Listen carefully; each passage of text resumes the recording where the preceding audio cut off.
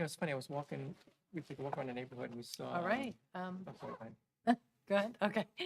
Township, welcome to the Township of Sparta Environmental Commission meeting for Thursday, April 11th, 2024. We are live in the council chambers at the municipal building, and we are also live streaming on www.youtube.com at Sparta TWP/streams. Meeting is called to order at 7:01. Adequate notice of this meeting was provided to the public and the press on January 5th, 2024 by delivering to the press and posting on the township website a copy of the notice. Can you do roll call, please, Christine? Councilman Daniel Chiarello, I'm here. Chairwoman Kimberly Noel, Here. Vice Chair Neil Sarwin, Here. Christine Dunbar, Here. Ted Gall, Here. Christine Rogers, Here. Linda Tower, Here. Barbara Kazanka, Here. Landon Teneri, Here. Robert Otto, Here. Marilyn Salas. Here. Pronouncing that right. Thank you. Please join me in the salute to the flag. Pledge allegiance to the flag of the United States of America and to the republic for which it stands, one nation, under God, indivisible, with liberty and justice for all. Thank you. We have no minutes to approve this week. We had no correspondence this week. Oh, I'm sorry, I take that back. There was two items that were just came in today. One is that Keene Skylands, so that is the Keene University that is located up here. It's their Skylands campus. It's not actually in Sparta, but they are having on May 4th, 12 to 5, a Keene-nected Skylands Community Green Day. And what they're doing is come enjoy the beauty of nature at Skylands campus, situated on 40 acres. It really is gorgeous. There's free activities for all ages, including face painting, environmental crafts, guided hikes, drone demonstrations, faculty demonstrations, and live animals. So mark your calendars if you're interested in doing that. I'm going to write that down myself. And you attended something there last year, Neil. Yes, it was called a BioBlast. Yeah. People went around and cataloged things using iNaturalist or. But it was good, right? Oh, it was great. It was a beautiful, beautiful spot there. Yeah. All right, the other item that we had of correspondence is from ANJAC. There are grants that are open with an application due date of Friday, April 26th. So I'll pass this around if folks have an idea of a grant that they want to take the lead on. They are welcome to do so. And again, I say, if you want to take the lead on it, you're welcome to do so with the consensus among the rest of this group. So I'll pass it this way first. Okay. All right, and we had no applications to review at this time. So we'll open it to public comment. Not at this time. None at this time? Okay, thanks for being here. All right, reports. We are zipping through this. Who wants to go first? Well, I can bumble through. Okay. Okay. So yes, I was at the last planning board meeting, and that was the one of April 3rd. And what I can share is that we got something interesting. It was called a Community Right to Know Survey for 2023. And what this was our right to know about was about Superior Plus Energy Services. And this is a facility that is within Sparta. I think it's over by although it doesn't specify here, it gives a remote address. It does say that it is one of two propane plants, I believe, in the state. And it's over in the ED zone, I think. And I wasn't aware of that, so I just thought it would be an interesting thing. The planning board didn't find it very interesting. They felt like they should be looking at applications and waivers and conditions for applicants. So I don't know whether I'll be getting this through the planning board anymore, but it will come to the town, and I did ask that the EC receive information like this so we could just check it out. So I'll just pass it around. Okay, Yeah, it's front and back, guys. okay, thank you. The other thing that we're familiar with is that what used to be the Captiva, that's going to be, we have to, it's now called the Fluss Holdings. We had looked at that application. Actually, I hadn't, but you folks had. That's the apartments behind the Burger King, and that's still being heard. And it's probably not going to be heard until May sometime to finish their presentation of their application.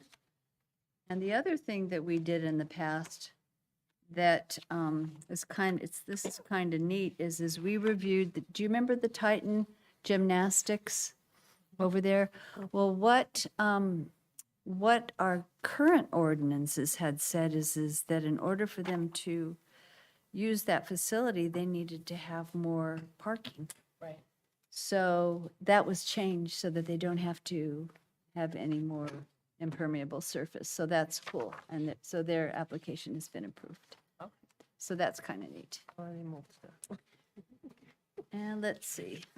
That's about it. Okay, thank you, Christine. You're welcome. Dan? I could offer a couple of updates. Three things that came to mind. One is that the township, the council introduced an ordinance that would regulate short-term rentals. We don't have to go into details because it's not really relevant to the Environmental Commission, but it's just a noteworthy thing that I'd mention. Secondly, the Recreation Commission, even though I'm not on the Recreation Commission, but did come to our attention that they've been working on a recreation capital plan for a while. The genesis of this was in years past, somebody had a pet project and they made sure it got done. And so we wanted to sort of zoom out and say, okay, so we've got a lot of quote unquote pet projects, and I don't mean to make that demean it in any way. It's a project that was near to somebody's heart, and rather than have the squeakiest wheel getting the oil, we wanted to put everything on the table, everybody's good ideas, and from the rec department as well, Recreation Commission, and prioritize it and come up with a plan for we do this in 2024, this in 2025, this in 26, how we do our investment that way. So that recreation capital plan is coming out soon. It's I've seen a first draft. It's there's some really neat stuff on there. And then lastly, I'll mention that the council did approve a resolution to fly the Earth Day flag during the Earth Day week, April 22nd to 28th, something like, give or take a couple of days. Some distinguished person I heard donated the flag to the, who knows who that person would be. And that's all I have. The Plan Endorsement Advisory Committee had a joint meeting with the Planning Board on April 3rd, and Catherine Sarmon presented it. The PowerPoint slides on what we're doing and how we're doing it and what we hope to achieve with the plan endorsement. Is that recorded? Yes. Okay. Awesome. All right. I didn't miss anybody, did I? Oh, A plan endorsement as in the master plan, or what does that mean? It's for a state plan endorsement in order to comply with the state planning department. I've had lawyers explain this to me 14 times and I still don't get it. We formed this committee, actually, just I think pass it technically down I to did because the everybody mayor so is a mayor committee, it's not a council committee. thank you. It's a committee that's formed to if I can build off of what you said, do state to comply is the wrong word, because it's not something that you're compelled to do, but it allows the township to say that our township center is built in such a way that the state is endorsing of that bill. So the state wants to see certain things in a town center and encourages town centers to have certain characteristics. And the Plan Endorsement Advisory Committee, I don't know why those words were chosen, but let's just go with it, is formed to make sure that or to see that the town center is built or planned in such a way that it comports with what the state has in mind. So as far as just reconfirming that, yes, we want We to wanna follow com- your, Right, exactly, your lead on this. And that also, it opens up the township to certain grant opportunities as well if we steer in a certain direction. There's advantages we can take, that we have available to us. Does that make sense? Is that Yes, what I- yeah. pretty much. The grants and help with projects we might want to do, it gives us an advantage with the state for that. So. And again, I think Lori explained this to me probably at least 4 or 5 times, and I'm like, what, I'll sign it, whatever, just. It is a hard concept I know. to grasp. The state provides the framework and some examples, and we align with that framework. Pretty much, yeah. Yes. All right, thanks. was there a master plan meeting? No, not since the last one. Are you on the master plan committee? Okay.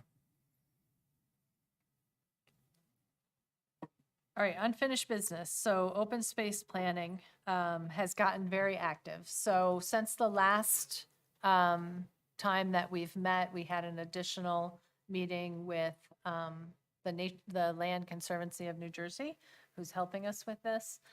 They have 2 folks that have been assigned to the project with Sparta. It's Barbara Davis and Tanvi Suli. So they've been very helpful. We've started to set up a bunch of the meetings, the stakeholder meetings that are needed to make sure that we're aligning with all of the community's goals, ideas, thoughts. Kind of a visioning process is already happening. Some dates that I wanted to share with everybody is the June 13th Environmental Commission meeting we'll probably, if we still have correspondence or applications, we will of course do that.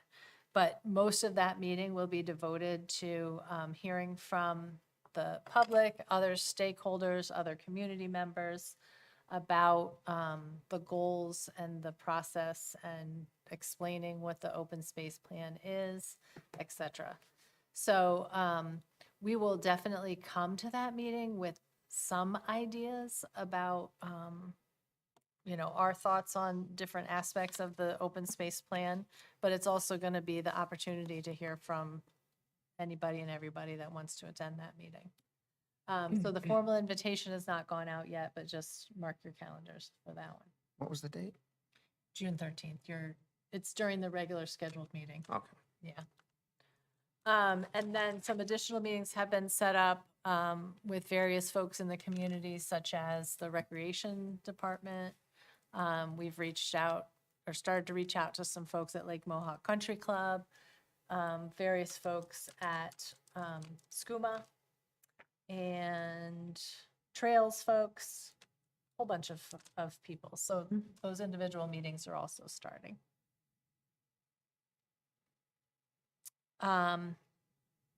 We do have some homework for us. So they have some questions that they want us to talk through. But Chris, you had something too. Did I cover everything or did you want to talk? Was this the one thing that you wanted to talk about? Well, I just did not have any success. We're looking for somebody who is very keen on bicycle paths.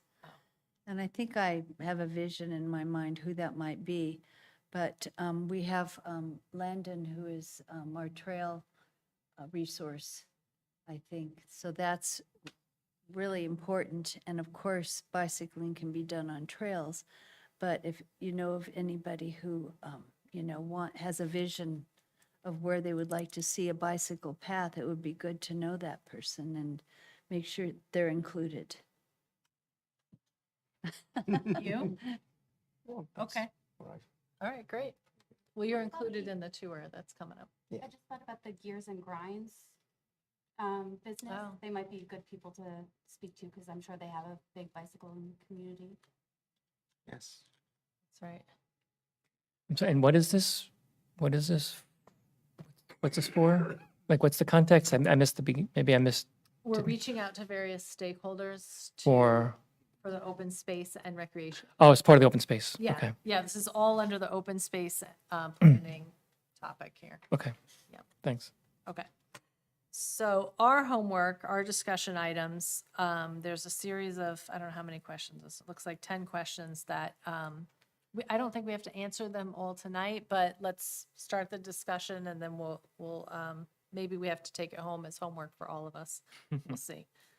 Okay, so the first question is, why does Sparta want an open space plan? So I know I have some thoughts, but what are other folks' thoughts on that? For me, it was a big thing when I originally came to this board a couple of years ago as a member of the public. I was interested in just recreation and open space in this township, and I was relying off of our zoning map and trying to interpret that. So I think it would be incredibly valuable on top of obviously having a very out-of-date open space and recreation plan to provide our citizens with the resources that they can use to access all of the, plentiful resources that we have here. So I think a map should be a good priority. And that could probably be done in combination with the rec department as well. I'm sure that they're working on that. But that's also tying in with the new zoning map we're having and other things. So, but that's something very crucial, I think. Because right now we only have a couple parks that apparently exist, even though we know we have a lot more. I think it's essential to bring our outdated open space plan in line with the current development and development pressures and environmental concerns that we're facing today, which are much different than when it was written, and make sure as a community we are realigned with how we want the next, 15, 20 years to look.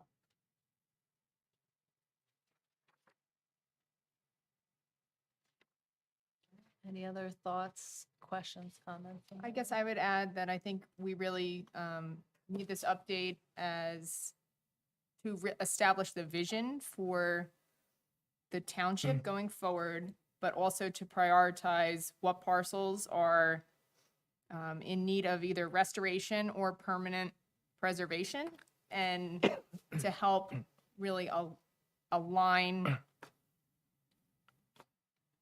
what those parcels should be with the natural environmental constraints that we're finding on some of these landscapes.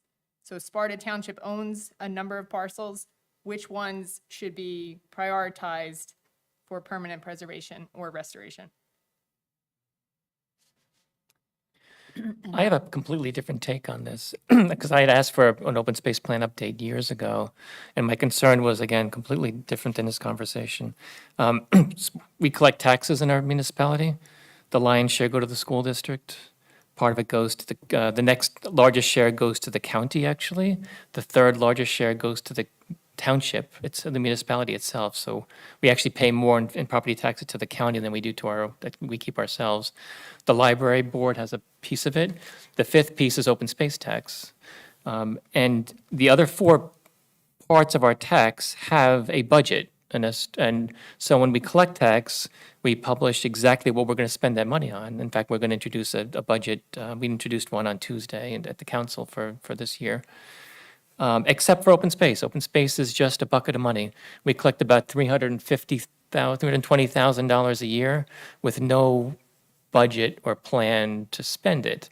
And so what had happened, and what my concern was from a couple of years ago, still is my concern, is this is used for quote-unquote pet projects. And again, I'm not trying to use that in a demeaning way, but it's whatever somebody wants to use it for. And so a lot of it over the years has gone toward paying off the debt for Station Park was a big one. Not Station Park, I'm sorry, but for the White Lake Fields, that was a big one. And then when that debt was paid off, the open space money was instead diverted toward the plastic grass field at Station Park. And so that bond was paid off from open space only because that money was available, was a bucket of money, we can take it, and why not? And so my biggest concern for this is, to me, an open space plan should be a plan for how we're going to use that money. You know, these $320,000 that we're collecting every year should pay for these capital projects or these maintenance works, so that the taxpayer knows where my money's going, not just on some whim of somebody who wants to use it because there's some extra money lying around and the lawyers tell us we can use it for this because of the way the open space ordinance was written. Anyway, so to me, if I could summarize that, it's a control on taxpayer money. Anybody else? I would like to emphasize, in just considering why it's important that we have this plan, is that our climate is changing. And I think that we need to look into, ask the experts and look at our town. What can we do to mitigate in an open space plan? Is it help with maybe flooded areas, or maybe it's a matter of planting more trees in some areas or protecting floodplains, cooling off the water as much as possible, shade gardens, that sort of thing. And the other thing I'm very interested in is that we are not an isolated island here. And I would really like us to reach out to Lafayette, to Jefferson, and have a regional vision, okay, for wildlife corridors and trails and such. So that's very important to me, those 2 points. Bigger list. I mean, how does our open space impact water quality? And we really need to be thinking about that moving forward. And are there areas that we can use the open space fund to purchase for preservation that would help us protect the water?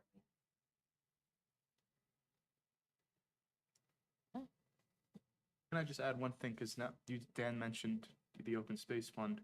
If it could also be done in a way where maybe we can anticipate if we're going to be receiving X amount of money annually on an average, what capital projects could we do then on a larger scale, on a 10 to 15-year scale? And even though that might be hard to look on feasibility for an open space plan like this, if we're going to have it now for the next 30 years, it might be beneficial to look at it on larger scale projects as well than just $350,000 to spend on a particular project, or divide that up. So all of these things we talked about are all good ideas, and they all require money. And so to me, the open space tax is the funding vehicle. And so you have a finite amount of money, just about $340,000 a year, supplemented with grant money that you mentioned. And then how do we apply that money to the kinds of projects we've just been talking about? Water quality, habitats, those kind of things. And so to me, the plan would be, if these are all the things you want to do, these are your prioritization of those things. Here's how much we think they're going to cost, and then you amortize that over your projects that you want to put in, and see how long, how we're going to stage this thing out. We do this first, this second, this third, and you spend your money that way. Right, great. One more thing, Okay. sustainable Jersey points. There you go. Can I add one thing? It's, that's okay.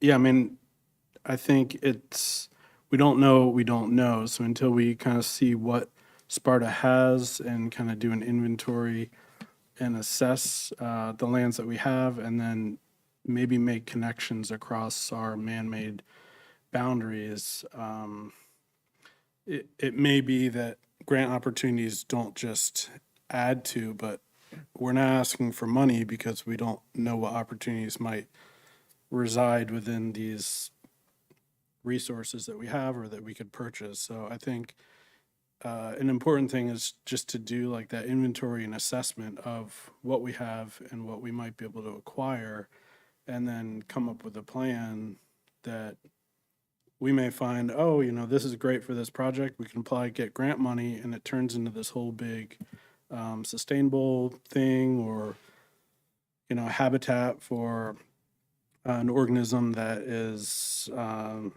endangered. So I think there's opportunity, but we're not going to know unless we kind of turn over the rocks and take a look and see what's there. Thank you. Okay. Next question. Where would you like your town to be in 1, 5, and 10 years? I feel like we kind of touched on this, but does anybody have any specific things they want to say? Well, I wanted it to be here, but after the earthquake, it might have moved a little bit, so. Sorry, bad earthquake joke. Maybe just one thing is that we can ensure that this gets revisited so that we don't fall in a place where we have another outdated plan for 30+ years and we find ourselves in a situation where we have to do a whole rebuild. I think it'd be valuable if 1, 5, 10 years we kind of, again, know what's in this town and figure out how to kind of like tune into what's here, hiking trails, biking trails, maybe additional sidewalks, opportunities for young people and adults to kind of see what some of us love about Sparta and surrounds, and that'll kind of help create stewards for Sparta and surround Sussex County going forward. If you don't give people opportunities to see some of the stuff, then they won't know what they should be asking for, what they should be trying to protect.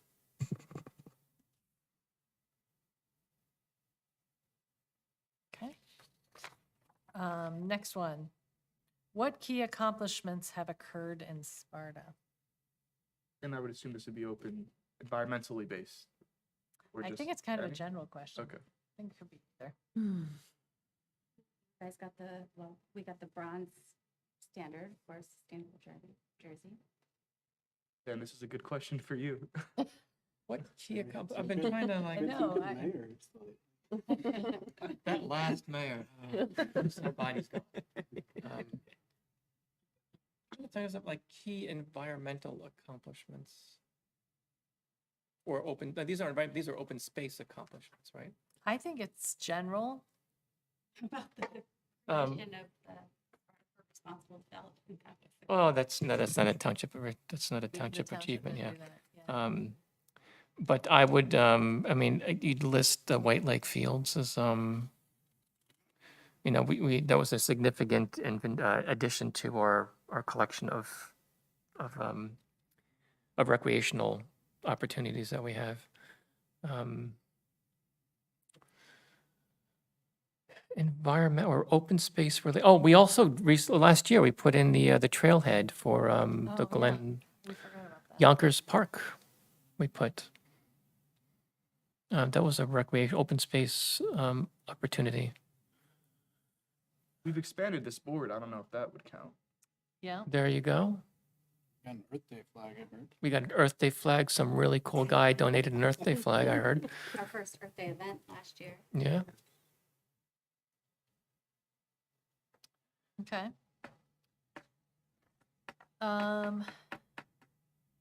Why do you think people choose to live in Sparta?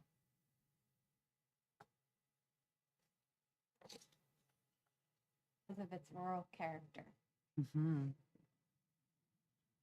Because of its clean environment, right? They, not paved over because of its lack of strip malls, maybe. We have a lot of great resources here. Just to live in a rural atmosphere where the water is clean, where there's not a lot of litter and pollution that's visible, that the air is clean. Recreational opportunities, all the lakes. Safety. Yep, safest town in New Jersey. Some of us moved here for Lake Mohawk. Yeah. That's true. Lake Mohawk. Their schools are rated highly, right? That's what I was gonna say, education, and then we have great sports teams, activities as well, and that ties in with the need hopefully we have some sports players come and talk to us about that when we do have the June 13th meeting, because I've heard things about facilities that they would like to see more of, like soccer fields and other things. I mean, I don't know about you guys, but there's a lot of diverse subsurface geology in this area. You guys should check it out.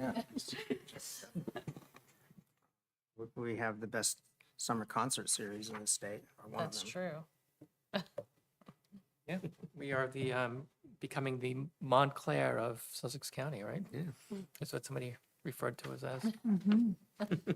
Oh, I almost forgot the Sparta Farmers Market. Oh, yeah. Yeah, that's a big. We have a cool plan for the, so the Sparta Farmers Market is outgrown its space there, and they were looking to move, and I don't know if I can reveal it yet, but we have a really cool plan for, we found a good spot for them. And I don't know if I can reveal it yet, but, can't say. Oh, But it's close to downtown. So it's a nice visible spot. Again, it requires, I shouldn't have teased it, sorry, but, Can we guess? Can we get? And I've heard that some people moved here for the school system. Yeah, Mhm. definitely. Yep. I know, like, a big reason I moved here was because of the schools. There's a lot of opportunities within the school, too. Like, especially with sports, like Landon said. Like, there's, like, a good chunk of students every year that get a scholarship for sports.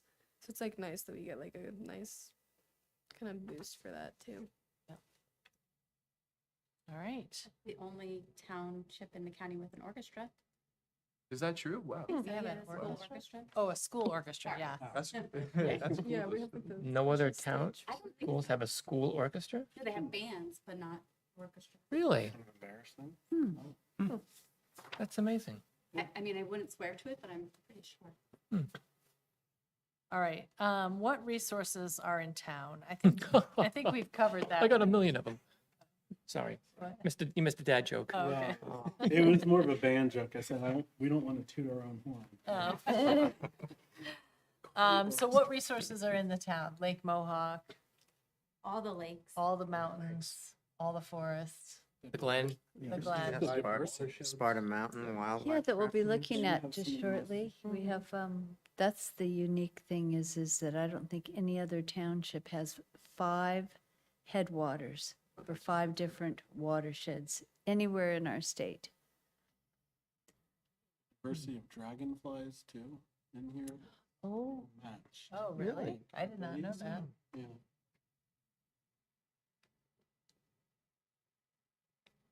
We have, we're in the Highlands. I think that's pretty special. Yeah. Yeah. Okay. We have that, I mentioned before, the Sparta Mountain Wildlife Refuge that connects with Nail and Dickerson, so Yep. it's a contiguous forest. You know, the Edison property is a historic place. Yes.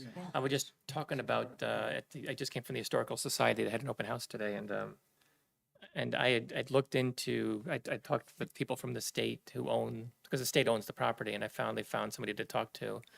Because last year I was looking into seeing if we can develop that area, because I think that's an asset we're not taking advantage of. There's a historical element there that could be cleaned up, and trails and some educational material. But I haven't been able to find anybody that wants to. Where's the Edison property? If you go to Glen Road and then make a left on Edison, and then go all the way to the end, there's a parking area, and you'll see the bust of Thomas Edison there.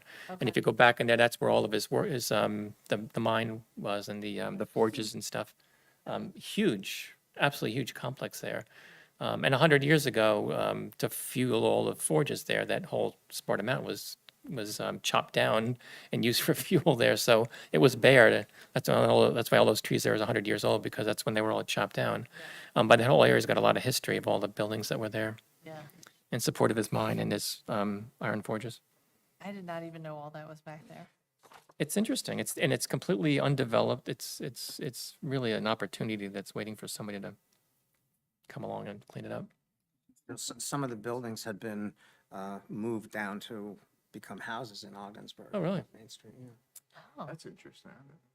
I think this fits in a while back, but speaking of like old places that I think are really cool in Sparta and not utilized well is the big inn on Sparta Lake. Yes, Like, hunting lodge, sure. yeah, I don't even know what it was, but it seems like such an amazing opportunity for Sparta to do some concessions around the lake and open it to, open, and not only there, but like the idea of utilizing the resources for the town and creating access to these public resources in a way like that could be really special. And potentially bring in revenue for the town, like you can have a 20-year lease if you put, $500,000 into this building, and then we'll renew the lease, whatever, things like that. Just to not let those things get dilapidated and bulldozed. Side note, there is a former boarding house / hotel for sale right off of Glen Road on. That's the one I'm talking about. Oh, that's the one you're talking Yeah. about. Okay. Morris Lake. What is The, it? Morris Lake. Glen Lake Morris Lodge? Lake? Morris Lake, yeah, because you said Sparta said Lake. Yeah, Lodge. Morris, yeah. I was like, Yeah. "Oh, this part, I Yeah. can't remember that being there." Full name of it? It had a lot of names. Yeah. Actually, along those lines, the township is started to undertake a project to rehabilitate the Milton Tunnel. It's been overgrown. It's needs some repointing, and it's a beautiful historical structure. And there's a trail that runs over it that we're trying to also think about what we can do with. But that work has started. We talked about that the other day, Landon and I. Is that parts of that trail on private property? Small parts of it run on private property, yeah. But it just takes time and attention, and so far we haven't given it, but that might be part of our plan as well. Because that's an historic trail, that's an old railroad trail, The Ogden Mine? the Ogden Mine. And then there was actually at the site of the Melton Tunnel, there was a small railroad station there. That village was called Mahola, I believe. It's on Google Maps still. It is? It has just like an unincorporated little community, but Yeah, there's these weird little, you'll find the fragments of history throughout it, and you have That's to put cool. the pieces together, but. Okay, next question. What are your community landmarks when you think of our landmarks? Obviously Lake Mohawk and White Deer, yep. Any other, Sparta Glen, I would say. The middle, Mohawk Mohawk Avenue? Avenues. Yeah.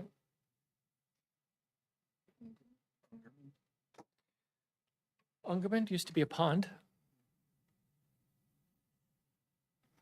I actually just today circulated to the Revolution NJ Committee a list of that I found of historical sites around Sparta that included the things we just talked about. It included the school that's right now at the top of Winona Parkway, Woodport.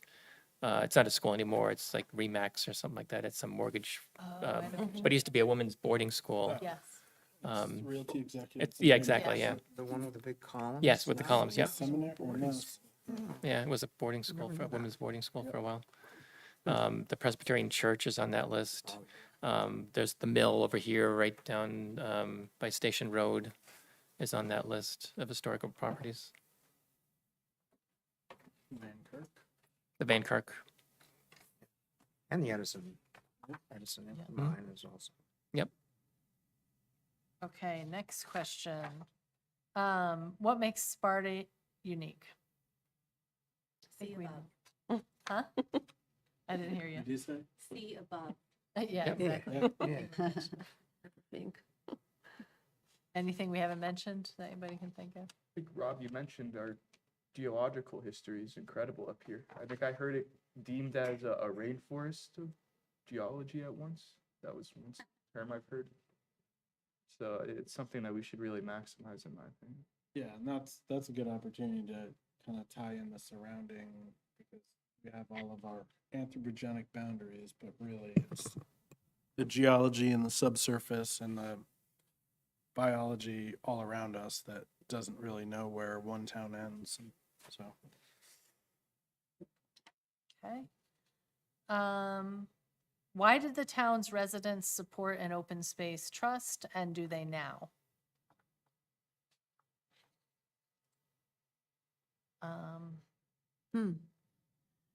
Maybe Ted knows. An open space trust? Why do we have an open space trust? Why did that get set up? I can answer that question. Oh. It was set up to pay for improvements on White Lake Field, literally, when we purchased. Yeah, no, it was 2002 was set up. We purchased the property in 2001, and we set up the open space to pay for the bond debt.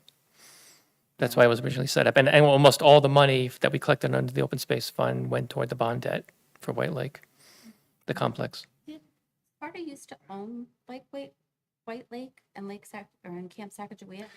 No, I think, well, we re-rent it for the summer camp. And I think we own a sliver. We might own an easement. But no, that's privately owned. The Another lake. example I of would like sort of a guess landmark the that's in open different space areas. That's a good point, yeah. Got set up because of the price people were asking for open space. I know a couple of spaces, I recommended the town said they wanted too much money for them. They didn't have the money. So I think that would be my guess why the open space fund was set up. Okay. All right. I think we have support, definitely. I haven't heard anything different. We actually raised the open space tax 6, 7 years ago, maybe more. I know our municipal tax hasn't increased in 8 years. I looked it up recently, but I think just before then, I think we also raised our open space tax a little bit to the present level. And so the point is there was support for it then, and so. Yeah. Agree. Why does Sparta want to preserve land?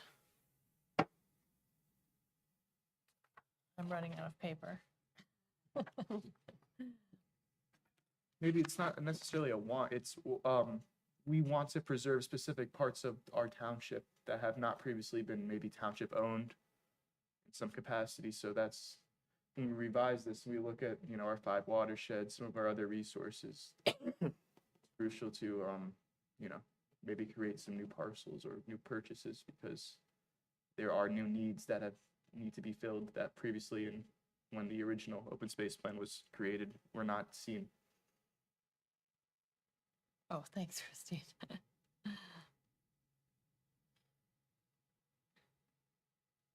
Okay.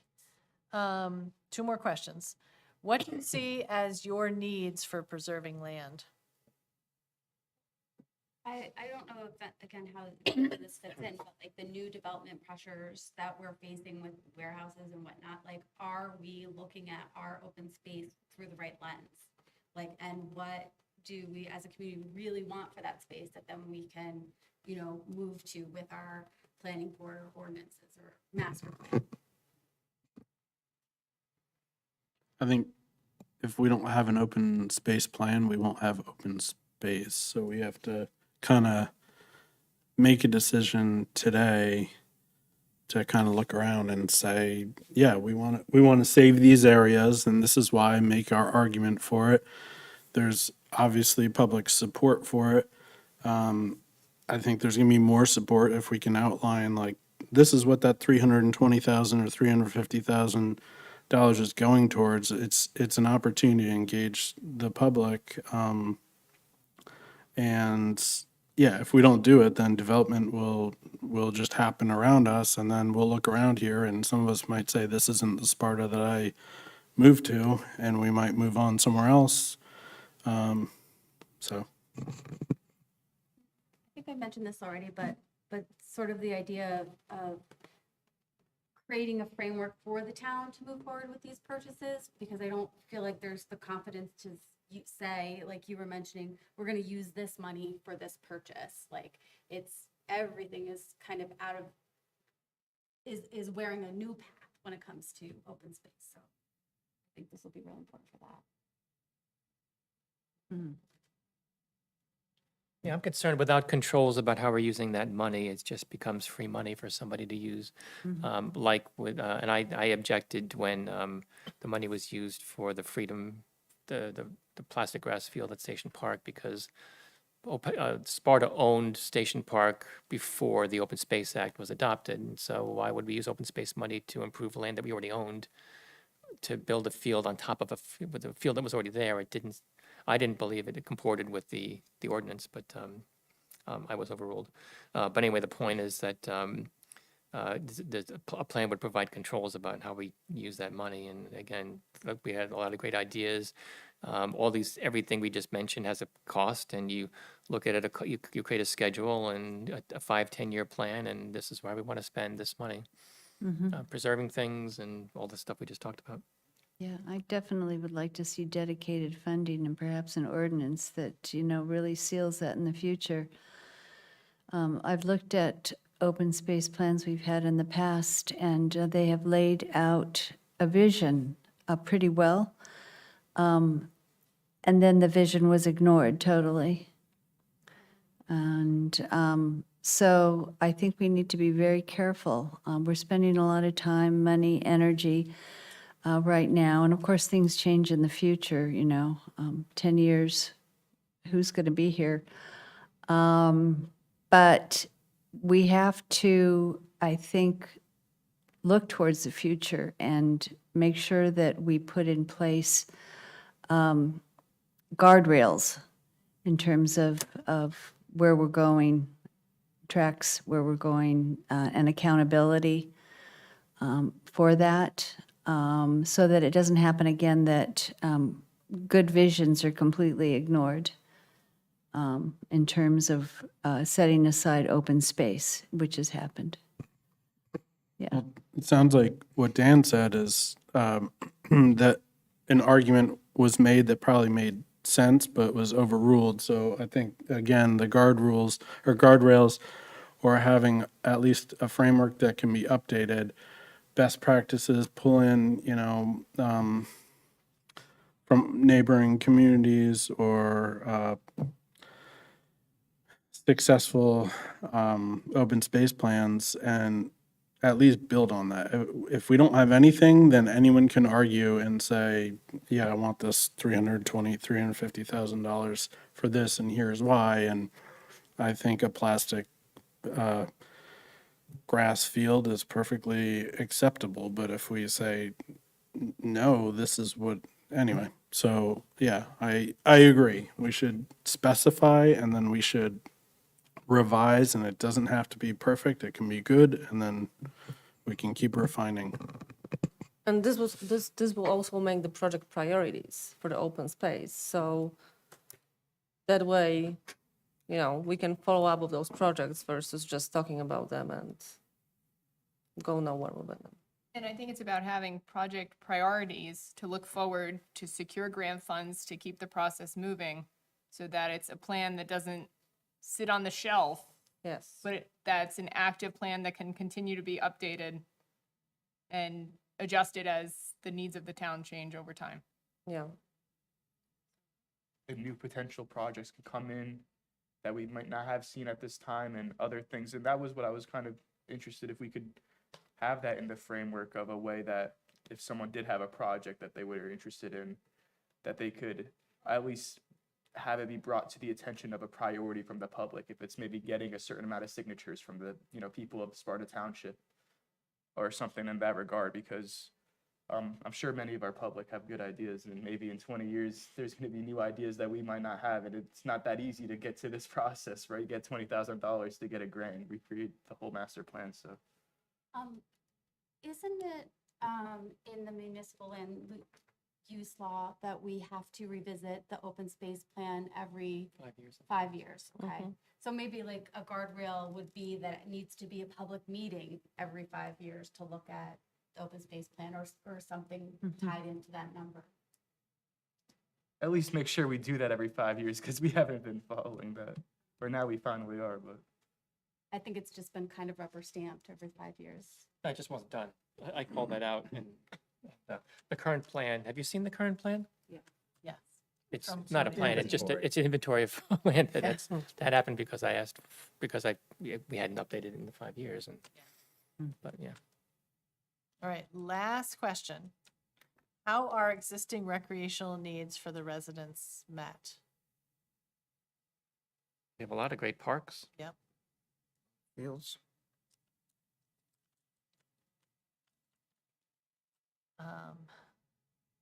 I think the only thing that I've heard that's a need is an indoor community space.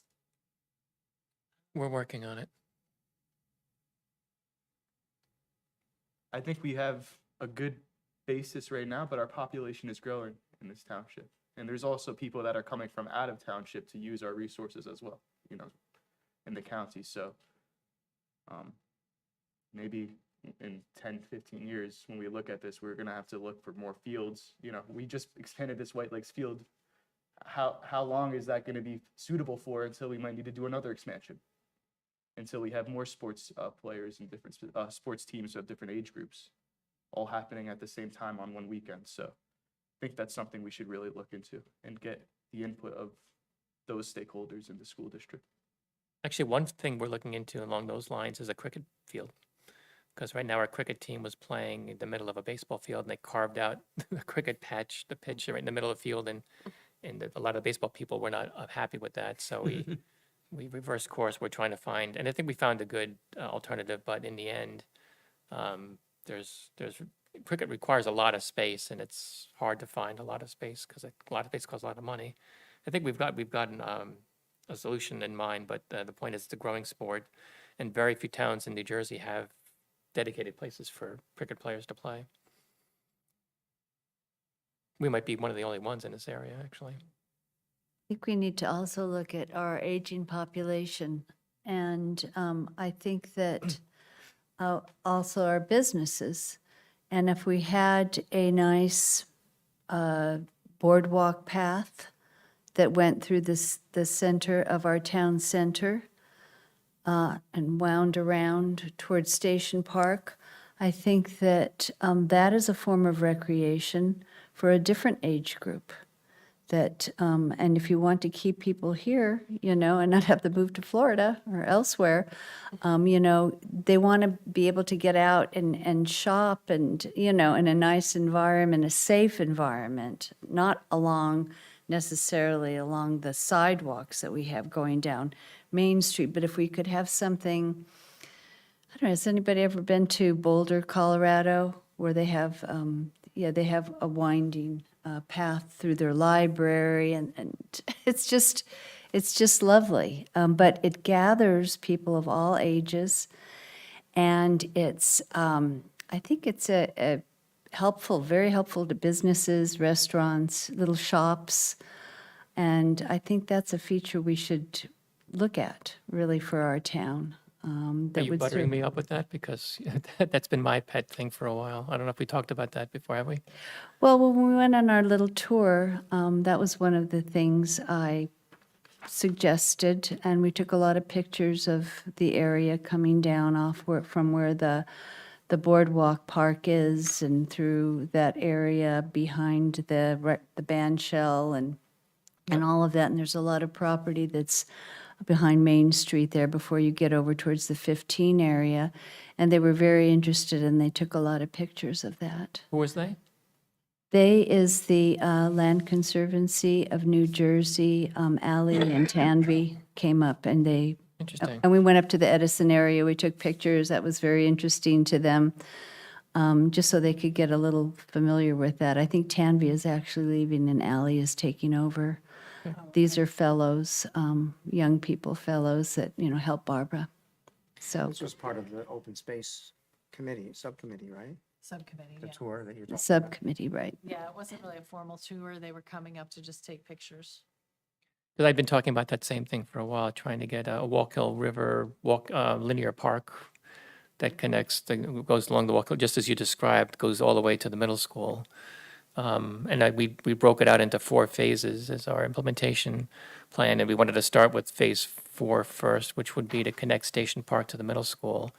That would have an added bonus of being able to provide a place to walk or bike to the middle school, because right now you can't without taking your life in your hands. So we met with the school, you know, a couple of times just to plan that out. So that's in the works.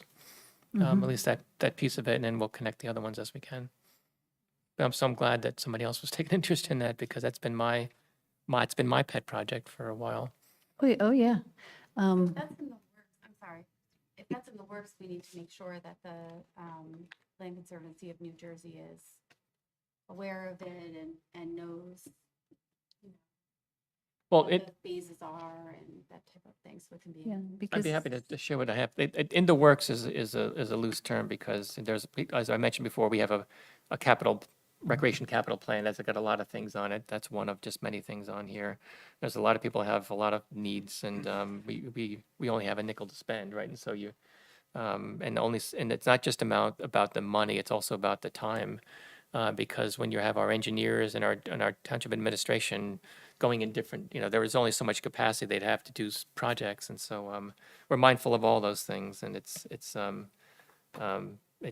we have resources that we have to manage, and but so in the works doesn't necessarily mean it's happening imminently. It might not ever happen, but it's being planned. For the in the work stuff, could I just add, just building off something Langdon said,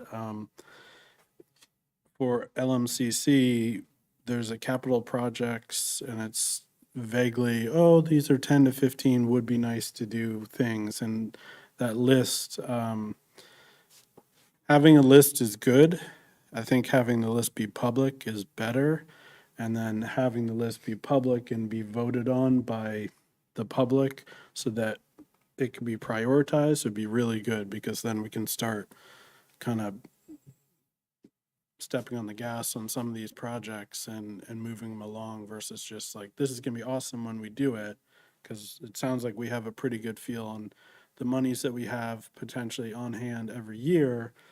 And then we could seek out, grants to supplement some of the things lower on the list. But if no one knows, how's that ever gonna get done? It's hard to publicize that. I mean, at some point you want to publicize it, but a lot of these things require negotiations too, right? So even like the linear park I just talked about, I probably shouldn't be talking about it because we don't, I think about 70% of the land along the Wallkill is publicly owned, so we have access to that. Those things that are privately owned requires negotiation, and I can't negotiate in public, and so even just talking about it is probably going to get me in trouble. But the point is that like some of the parks, if you want to create a new park, you got to buy it, and who are you going to buy it from? Maybe there's somebody with a big plot of land that says, oh, the town wants to might buy my park. Maybe I'll raise my asking price now. So it's hard to. The point is, it's hard to publicize those things, and But some of them maybe. some of them maybe. And another, maybe, I just kind of hear us coming at this from two different angles. There is the recreation and the open space piece. And at some point, we do have conflicting priorities and a finite amount of space. So I think we need to think about, obviously, there's a recreation committee and a recreation plan, a recreation capital plan. So where do we have to lean with this Does plan overlap. to balance that and where are we coming from with those conflicting priorities with this document? And that's why I think if this is focused on, this is my money, this 300 and something thousand bucks, and we have a plan for how to use this money, then it becomes ours, if you want to call it ours. And then you could say, well, that's not going to conflict with the other things. That's yours. This is our money. This is our plan for this money. One way to put a guardrail around it. Can I just add on to that? And with that money, so we really don't have to go into negotiations with the public either, or private parcel owners, because we do have such a large inventory of township-owned property, county-owned property, and then on School top of that, district-owned. there's state-owned there's state-owned property and School-owned property. school-owned property. So those are all resources that can be used on top of it to avoid, buying property when we already have it that could be maximized. And then that allows the planning board and maybe the town council and other committees to actually look at what properties are not useful for open space and could be actually sold off and beneficial for the township. So Sparta actually owns a lot of land I don't know the number, but it's a lot more than you might think. And the reason we own it is because nobody else wants to, for the most part. I mean, these are largely unbuildable lots, on cliffs and irregular shapes and stuff like that. If they would have a legitimate use, for the most part, somebody would buy them and use them from us. Now, of course, some are protected, and that's why we own them, but the majority are things that nobody wants to own. Now, we do own a couple of attractive pieces of property. Attractive means you can build something interesting on it. But if we want to build like a cricket field, that needs a lot of property. There are only so many areas you can build a cricket field, and probably a lot of those areas are privately owned. So it's hard.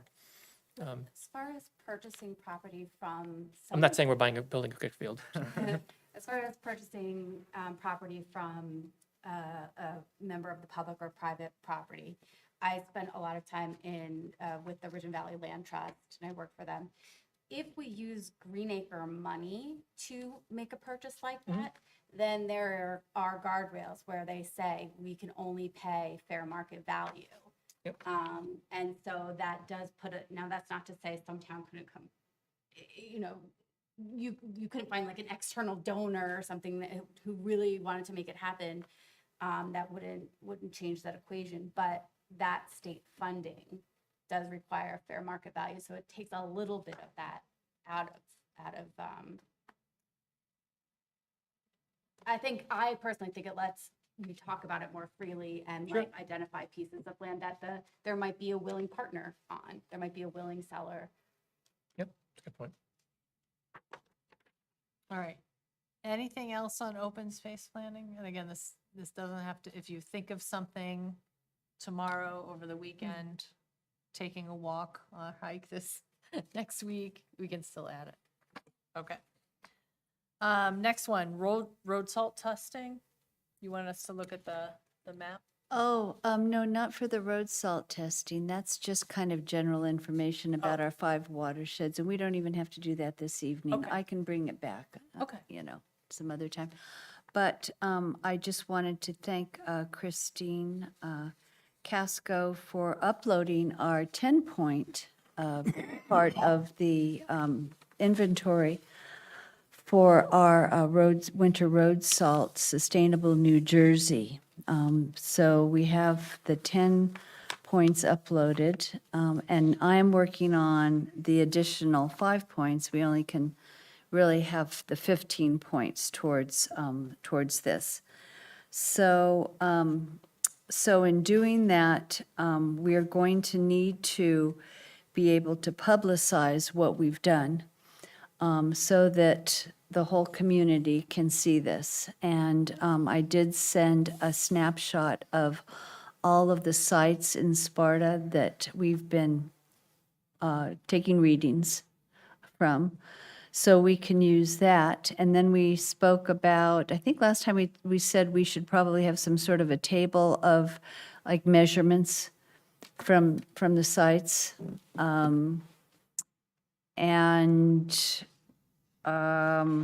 Maybe a little background to why we're doing, this project. And because one of the things I'm looking at right now is to write a brief narrative of outreach and education, present results of 1 year and information on road salt reduction at a public forum, namely Green Fair. We can always publish that. We can have probably a flyer, maybe on Earth Day, to show the public. Environmental Commission meeting, we've been talking about this for the past 2 or 3 months, and, people are welcome to tune into that. Planning board meeting, I've been mentioning it at the planning board meetings. Governing body meeting, and/or township social media. So that's where we're heading right now, is to get this information out so it's available to everyone. And maybe we'll garner some interest for our green team in the future. And then it's also asking for recommendations that are optional. brief comments on effectiveness of outreach and education and ideas for improvement. That's always easy for the following year. So on social media, it looks like they want supporting files, which we can give them, the document on the readings, Do we want to take a picture before 10? and pictures. Yeah. Ted, can Oh, we take a picture? let's take a break. In space for that information. Yeah, we can work with Christine Kay to get it in there. Yeah, we want to have links to the New Jersey Watershed Watch website also that does the analysis on it every year too. So, so that would be, so I don't really see too many problems in, you know, getting this filled out. I've got it in pencil now so far, pretty much filled out. And I'll type it on the electronic form and then I'll send it to you. But first, I think we need to really work out that, I think when they get this, they're going to want to see what we're saying on our website, Okay. you know, So we have to get that there first. so I would think so. So we need to Okay. build that, take a few weeks to build that, and then I can send this in, and then they can check what I'm saying is for real. Yeah. So, yeah, and so anyway, we have, I just wanted to mention, we have 21 sites that were monitored, not counting my bathroom faucet. And, and some of the sites were monitored once. Some of the sites were monitored up to 6 times.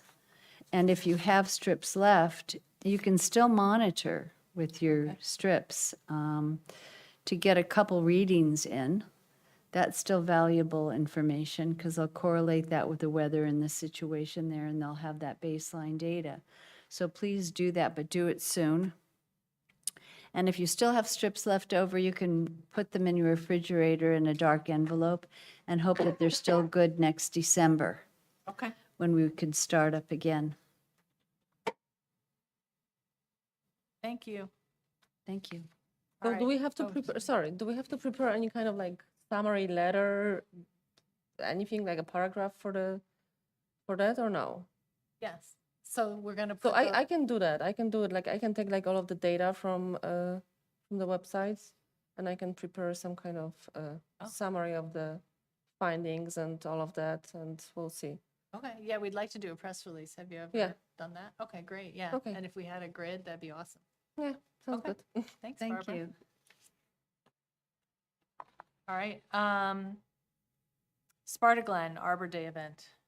So this is coming up in 2 weeks. It's on Friday the 26th. You guys have heard in the past that this is going to involve the Sparta High School Ecology Club and also the Sparta Middle School Environmental Club. They're going to be coming from 9 to 2 o'clock. So anyone on the Environmental Commission is welcome to join us and help with the day. We're going to be planting 150 trees that day, as well as having different stations that they'll be rotating through. The one update since the last meeting is the proclamation that we had looked at is on the town council meeting for April 23rd. So it'll be an official Arbor Day proclamation on that meeting. Other than that, everything else is the same, but if a couple people are able to join on the day of the event, that would be great. I especially would like some help with people getting pictures throughout the day, just because I'll be at my one station. So it would be good to have photos of everything that's going on. So we can document that for not only our event and the website, but also for Sustainable Jersey later on. I'll be there for part of the day, just to say hi, and I'll can take some pictures too. Okay. But nice to also have a press release for that. Our relationship with some of the media allows us for press releases from, so we can get into some of the local stuff. The only issue with the, that is going to be certain students don't allow their photos Yep. to be used, so we'll have to just be careful about that. Yeah, so what I typically do at those events is I just get all the pictures and then we sort through them and find the good ones, and then I'll send them anyone we want to potentially use to the teachers and just confirm that everyone has permission. Okay, perfect. If we, and I know it's been our practice, at least I tried to do it last year. When we have a proclamation, it'd be nice to have people actually receive the proclamation. So if anybody from the Environmental Commission wants to be there when we give the proclamation, when the mayor reads the proclamation, that would be nice to have. I assume that we were going to recognize the Environmental Commission, or, well, recognizing Arbor Day, but having somebody from the Environmental Commission receive it would be nice. So if you can be there, or anybody here. Thanks. I'll try. I'll try to. I have to check my calendar. I should be able to make it. Okay, the Rain Barrel event happened on April 6th. We had 10 rain barrels get made and about 14 residents show up. A press release has been drafted. I don't know if it's gone out yet, but it should be going out soon. I think it was a really fun day. I thought, I can't wait to get my rain barrel actually hooked up at my downspout, but yeah, it was fun. Do you have pictures to, maybe you could submit them to Sustainable Jersey Okay, or Anjac? yep. The press release does include some, so, Okay, good. okay, yeah. I don't know if anybody else had any other questions or thoughts on that. I came down, I got here about 11 and everybody was gone. Oh, yeah, we finished. Yeah, so it went fast. It was kind of cold, honestly. Yeah. Yeah, it was Did windy. you do it in here? We had the presentation in here and then we went outside and built the rain barrels. Okay.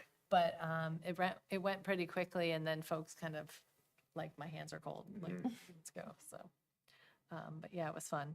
And thanks to everyone in the township who helped Yeah. come in on a Saturday and pull it together, because it was a really good event, and I think everyone left really happy. Yeah, everybody really enjoyed having a rain barrel. Yep, thanks to Gunner. All right, Sparta Day, June 8th. Linda. So I've been in touch with Anjac and they walked me through how to reserve the displays, and we have sort of a little list of things we can choose from. It might be great to do their, I don't remember the names of all of them, but they do have one with stormwater, and since we did the rain barrel event and we've been talking a lot about that, maybe to lean in that direction. They don't have one on native plants, which surprised me, but it seems like it's going to be pretty straightforward. But certainly if there are any ideas of what the tables would look like, let me know. Thank you.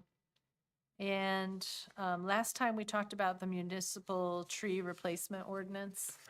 And we talked about adding a little bit about when you replace a tree, make sure it's a native tree, or at least not an invasive tree like a Calgary pear or a tree of heaven. Did anybody have a chance to have any more thoughts on that one or any more comments? Because I know we didn't. Oh, I'm sorry, I didn't see your hand. That's Go okay. ahead, Linda. In 9E, it says trees and vegetation shall not be removed in wetlands, wetland buffers, or dedicated conservation easements, except for exempted activities or as improved by NJDEP. When you say vegetation, it's so broad. So I if we could just add invasive removal in there. So trees and vegetation shall not be removed, blah, blah, blah. Conservation easement except for invasive removal, exempted activities, or as approved by NJDEP. And then in 9A, it says the same thing. Existing vegetation shall be preserved to the greatest extent feasible. But again, if that's mugwort, that's not necessarily what we want. So either existing forested vegetation shall be preserved to the greatest extent feasible, or existing vegetation shall be preserved to the greatest extent feasible, or improved with native plant replacements.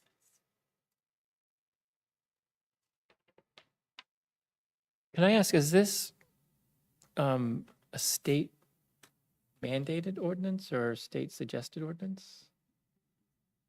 Like, where's that ordinance coming? I missed the last meeting, I apologize. This is our ordinance. This is our ordinance, because I'd heard, I was at a meeting yesterday with our state legislators, and they were talking about a new state mandate that would prohibit the removal of any tree of 6 inches or greater without approval.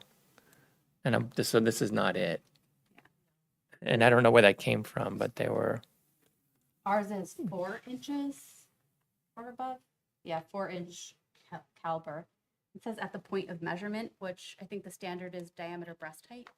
So to just pick a point of measurement maybe is not really a standard. You're supposed to measure it. Which section is that you're looking at? That's 4 in the main paragraph. so we're saying that a property owner cannot remove a tree of 4 inches or greater. Yeah, there's some exception. This is already in existence. We're not proposing this. We're just reviewing it. I understand. This is a current township ordinance. Yeah. And there are exceptions for private landowners. and things. Oh, so that you're talking about public land. No. There, I'm I think confused. it carves out, So if I have a tree private on, landowner can't clear more than 500 square feet or something that, like that's, that I'm aware of, yeah, Yeah, okay, so so, it's that. but it's not like I've got a tree on my property that's 6 inches and I can't cut it down. It is that. So Oh, it's- sorry, you're right.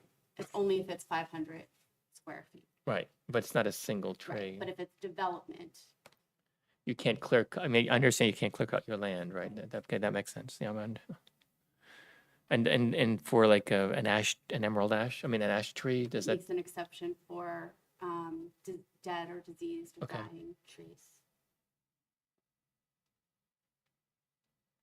because a lot of times, I mean, I know we did this on our property, we preemptively took down our ash trees, even though they were perfectly healthy at the time.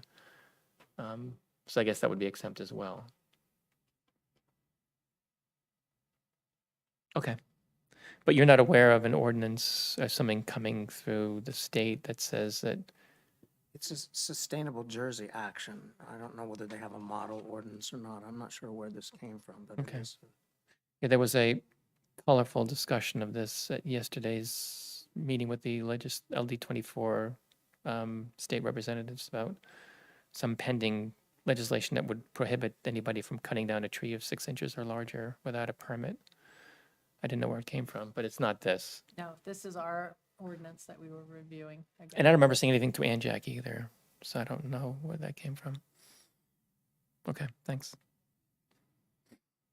I was trying to figure out a way to put, to mention the importance of trees in climate change, resiliency and mitigation in that first paragraph, but I couldn't quite word it very well. I'm not sure if that would be possible or not. But I think it would be important. So add statement or two about how trees protect from climate change. Right. I think it could go right in that list. Can you grab me a tissue? Thanks. Cutting trees concerns the town because it increases control costs, increased soil erosion, degradation of water resources. It can go right in.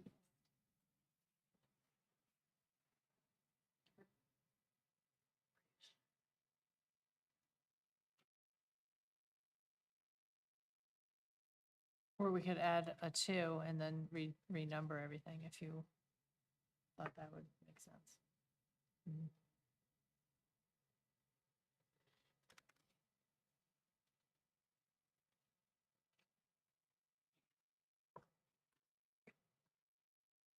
You have your version mocked up, Linda, with the changes at your suggestion?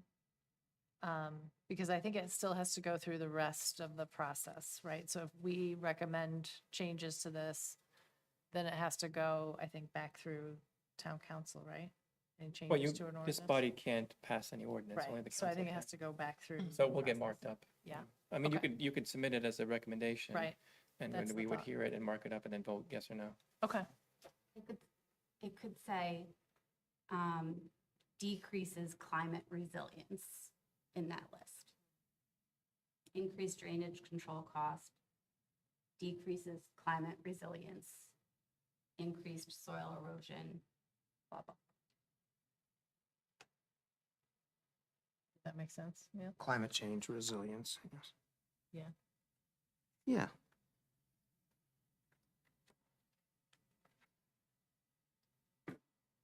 Oh, here's where all this got stirred up. NPS NJ Advocacy Alert, Tree Removal and Replacement Ordinances. And then I had emailed you saying we need to look into this with our tree ordinance. Oh, is that where that? That's where it came from. So you were asking Dan, the question is, oh, okay, so when I say NPS, I'm not talking about the National Park Service, so strike that. It is the Native Plant Society, and it's an advocacy alert, municipal tree removal ordinances. Check your town's tree removal and replacement ordinance. We have learned of an important issue that has been receiving little public attention. New Jersey towns are now required to pass ordinances governing tree removal and replacement, but they're not receiving guidance to address the use of natives rather than exotics or invasives, nor how to develop a sufficiently broad list of allowed replacement species. So maybe if we're adjusting our, we could tack on a list of suggested replacements to that ordinance revision. And then the context is from the new DEP requirements. So would you like me just to forward this to you? Yes, please. Yeah? Didn't you forward a list, or it wasn't the last meeting because I missed it, but the meeting before for the replacement? I think that's why we ended up looking at this again. Like, don't you have like a schedule, not this tree, but this tree, not this bush, but this bush? I thought you, Christine, I thought you passed that around. Oh, I did have those brochures, didn't Yeah. I? I passed that Yeah, we've around. had those Yeah. before. Like to get some more of those. Yeah. They're very Okay, so that's nice. the other thing we should add is I'm gonna forward look Be at this. the good to New have- Jersey strike list for your invasives that you shouldn't plant, and if you want to plant, here's some That'd be a suggested good replacements. Sparta Day. Yeah, I think we have a pamphlet, brochure in there already in the box for Sparta Day. Sorry, Rob, did you want to say? Oh, something? no, it's just in the exemptions. Yeah, I mean, I would just add like basically, we're protecting all trees except for, noxious invasives, blah, blah, Yeah. Norwegian And then, maples. yeah, if we could just maintain something on the township website or direct them to, yeah. That's kind of a good point that we didn't address, because if there's like a big mother tree that's like an ailanthus, and it's, spreading into township-owned property, do we really want to protect that tree? Especially if you have an environmentally conscious, like, landowner. Like, I know I'm going onto town property right now with my brush hog to take out barberry. That's choking the the wetland. Like, how do we should think about carving out some exception for really terrible trees as well. My wife took out, I say her because I called it like a thrill kill, but this beautiful Norwegian maple that was huge and in great shape, but nope, it's got to go. I'm like, okay, it's got to go. And it was expensive because it was a big tree, but Yeah. I trusted that she did the right thing, but it sounds like she did. But Yeah. right, but to the point here, there should be carve outs for invasive or non-native trees. Yep. That's not in there now. I mean, I guess right now it's saying that all tree removals have to come to the planning board for approval. So maybe the guidance to the planning board is just to allow invasive tree removal. I don't know how that works. Mm. I don't know, we've been pretty tough. Yeah. We did replace it. Is there any opportunity for native plant sales? Like subsidized or organized with the Yes, township? If you would like to organize Well, that. no, I'm just, I'm wondering if it's ever been done because it's always been kind of something that I think would be useful to do within Lake Mohawk, but if we did it township wide or larger than that, we could probably get some kind of volume discount or work with some local providers that aren't getting like the Monrovia special deals and like actually you know, maybe we could even use some of this farmland, some township land, and grow some of our own natives, and maybe that's what we can do with some of this open space. Requires effort and Well, people and that's another great idea DPW for, staff. for a concession. Like, we want a native plant farmer here and we'll give you very low rent There you go. if you invest X number of dollars. Oh, this is kind of a silly idea, but when I was looking at the NJET grants, it would be really fun to have people like bring barberry here, dig out and bring us a barberry to be destroyed. And then you get like a red osier dogwood or something that would colonize in that same location, like a 1-for-1 trade with the grant money or something, just to like raise awareness for the idea. Another idea that I've had numerous times is having a native seed library at the library. That's cool. You're like, yeah, it is a cool Great idea. Dave Costa, do you know Dave? Yeah, I know Dave. He's into that stuff if you wanna, he's got a very open mind about cool ideas like that. So I was just reading the LMPF, Lake Mohawk Preservation Foundation, which is not Lake Mohawk. It's a separate 501c3. I was trying to figure out if non-Lake Mohawk residents could attend, and it's not totally clear, but it's April 20th, 2024, and I was just reading this year's event will include wildflower and milkweed seed bombs for volunteers to drop along cleanup routes in hopes that flowers will bloom, which I thought was kind of neat, and it seems like something we could kind of organize. Like Johnny Appleseed. You have to be careful with some of those native seed mixes. They also contain a lot of Could we get, non-native. yeah, could we source them properly and get grant money to do so, and then, you know, do a rain barrel type event, but do it like that would be Yeah. pretty cool. Here, Rob, maybe take that paper. I took a picture.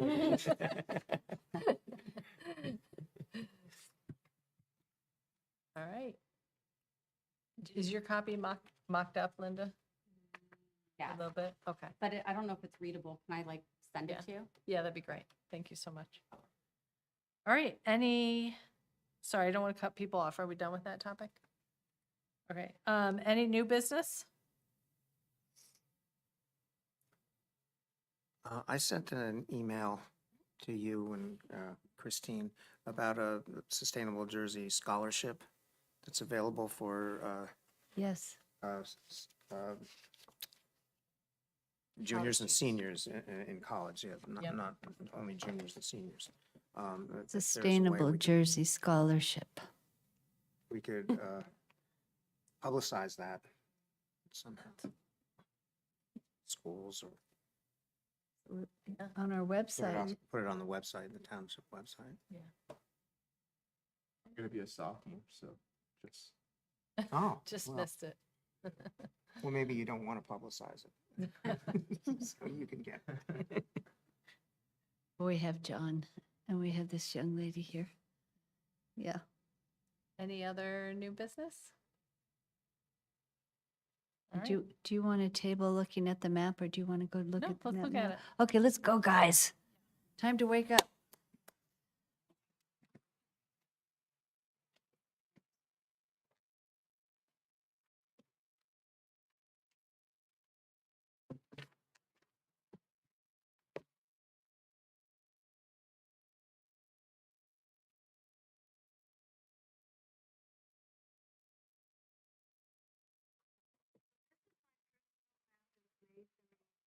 By a dear friend that I work with.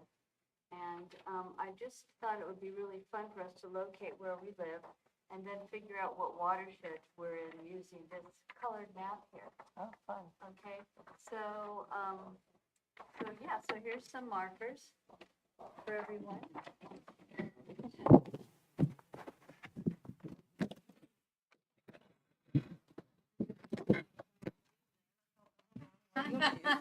The camera? Yes. Okay. everyone. But where are the roads? There's no roads Yeah, on this here. is, okay, I will say, this is a composite, and it's an old map. Okay, so, can't always use the roads. What are we trying to identify where we live? Where we live, yep.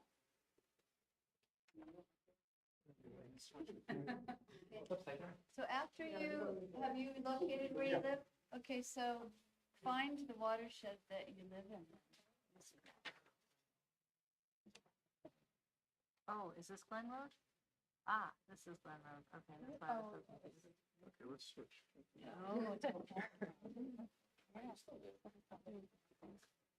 Oh, yeah, that's the second round, where you used to live. We'll get this place covered.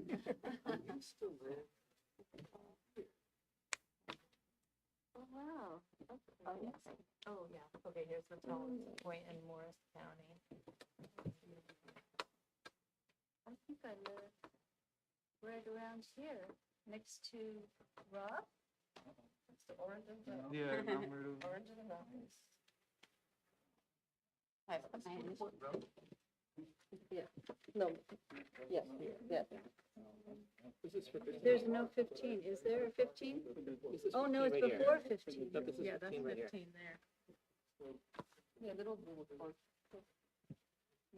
Yeah, that's not a whole. Oh, Here's Sparta Mountain. I'm your Aaron Don. Because I live in separated. So you put it two. How do you put it more specific? Okay. That would technically be. That's Ogdensburg. Temple Hills. Oh, this is, this is Saginaw. The class, those are your loves. That's where I used to live.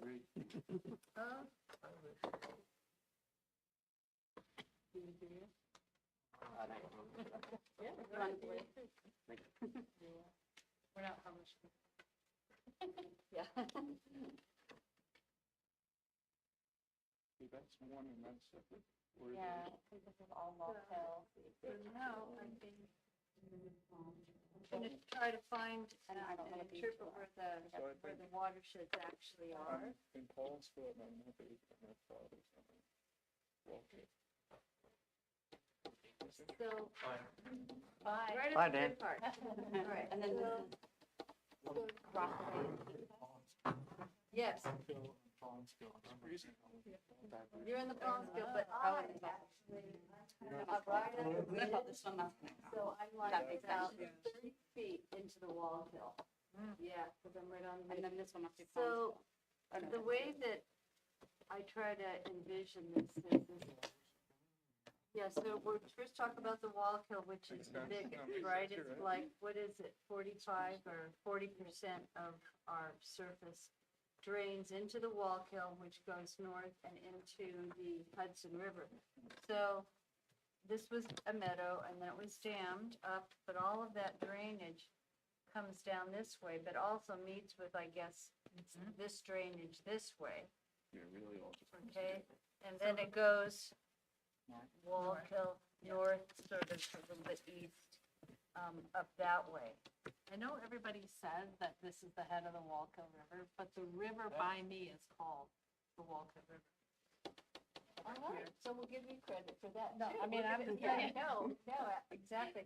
And interesting enough, we've been talking about the White Lake area.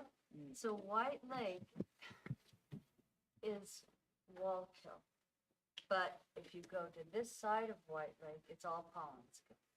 And it's connected underground by the aquifers, but this drains this way, and this, the Germany Flats, drains this way. So the Pollenskill, the second largest, 19% of our township, it comes down off this way through Upper Lake Mohawk, Fox Hollow, over Sussex Mills to the quarry, and then it gathers all of this, talking about geology and aquifers, all of this aquifer water here, and it drains over towards Lafayette.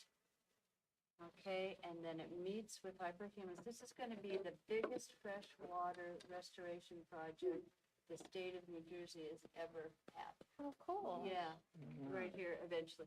And then it goes over to Frankfurt and makes a candy cane hook. Gathers up Newton. Actually, if you read in the newspaper about environmental issues, they'll always say that Frieden is the headwaters of the Pollenskill because it comes off of Hawkins Hill. And right through the center of town, it meets its sewage treatment plant, discharges and goes right into here by Big Spring. Big Spring is probably a huge source of the Pollenskill. You can just see the water bubbling up, and that's all draining down off of this limestone ridge here. Goes this way, and then it's all Hampton, all Frankfurt, and then it makes the candy cane turn, getting water from Culver's Lake, from Branchville, from Owasso, from Kema, from Cranford Lakes and all of that area. Pollenskill Lake, yep. Swartzwood is the first state park in New Jersey. It's part of the Pollenskill, and then that goes south, continues south, southwest into the Delaware. Yeah, so that's kind of that area there. And then we have the little guys, right? We have, let's see, where is Ogdensburg? Here it is. Okay, so up and this is like a corner, this is Sparta right here. And it comes down here. Okay, so this is Yeah, Ogdensburg would be this little square. it's a donut hole, right? So, and then up this way. So in this corner right here, actually, where Edison, Riker Lake is, that area comes off that ridge and underground, and that becomes part of the Great Passaic River and goes out into the. That's a little wedge. And then down in this corner here, by Seneca Lake, we have this draining into the Muskie. So this goes down this way through Lake Opatcon. And this little, like, what are these marked? Oh, is that like parking lot part of this park or something? I don't know. Yeah, because it doesn't have a legend on it. So that's a little corner there for if you live in this area here, you're part of the Muskie. And then there's the smallest watershed we have is right over here. Starts in this area and it becomes part of the Pequest. This is actually Aeroflux here. So the Pequest kind of nudges Andover and comes this way. And goes down towards Andover Borough, Green Township, becomes part of this town. Oh, no, Hackettstown is Muskie. Oh, okay. This kind of stays. So This that's is so cool, Kristen. Yeah. Isn't it a neat map? So cool. Yeah, it's kind of helpful, but it's mind-boggling also. So how did we do in terms of people living in various watersheds here? So we have a couple of Pollenskill people here, right? Pollenskill. I'm really not, where's my little green mark? My little green mark there. I'm actually in the Wallkill. So, then we have Wallkill here, Wallkill here. That was Dan. So that's, I think he's kind of on the boundary, really, of being Muskie. Wallkill. Anybody over here in the area? Oh, look, we've got you. Who's this? That's me. That's you. Oh, that's great. So you're in actually the Passaic Rockaway. It turns into the Passaic. So we've got somebody over there. Looks like we've got, and then we've got somebody way out here. That's you, and you're the Wallkill, because there's a finger out there. Yeah. So, but we don't have anybody in the Pequest. Nobody out towards Corona Lake, Corona Farms in this area. Where's Pope John located? Because I'm definitely probably in that region. Be right there. Yeah, it's, this is the Andover Road, where, this is Yeah. where you go to Oh. get your treats right there. The gas station. and- Alpine's probably schools over here. Or actually, it's right there. Yeah, yeah, that's it. Yeah, so that's the little section of the Pequest before you cross the border into Andover. Interesting. Llewellyn is in that area. Around here. Awesome. If I navigated it correctly, I might not have. I was looking for the right number turn, but I don't know if it's in that region. Yeah. Cool. Well, you made me really appreciate the watersheds a lot more. I mean, personal to me now. Which is Yeah, cool. right? I know. Can this be a Sparta Day? Yeah, this is a cool map. You can use this for Sparta Day if you'd like That would be to. awesome. Yeah, and I actually, Rob, you are into geology? Okay, so not right away, because I have these big geology maps.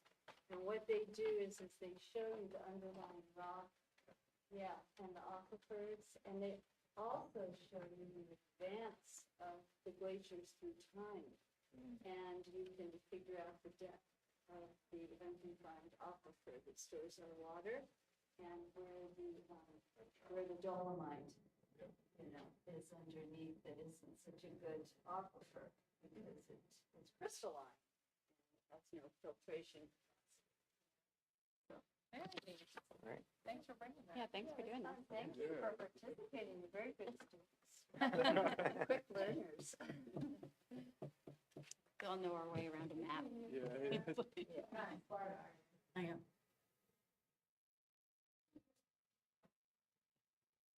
You off the map? You gotta be.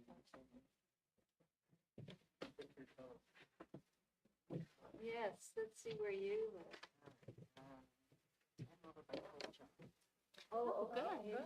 There's Upper Lake. I'm in the Alpine section. So you were. Okay, so next year, you That's the Pequest Alpine people, come on now. And let's be people. Yeah, Alpine will be like here, yeah. Oh, okay. Oh, Alpine of Lake Mohawk. Yeah. Okay. That one? Do the big circle. Go to- I have all of them. That's my property there.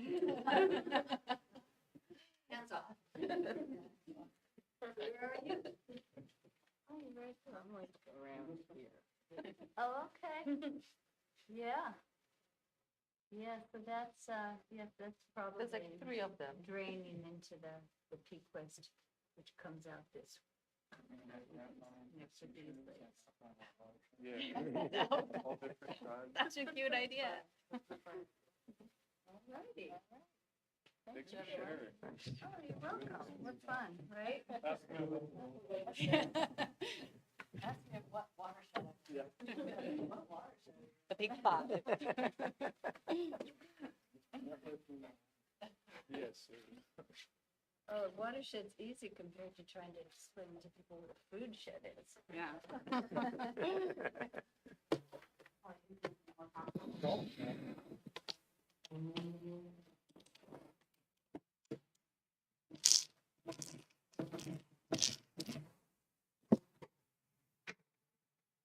All right, that was the last item. So do I have a motion to adjourn? Second motion. Okay, Neil and Rob seconded. All in favor? Aye. All right, thank you, everybody.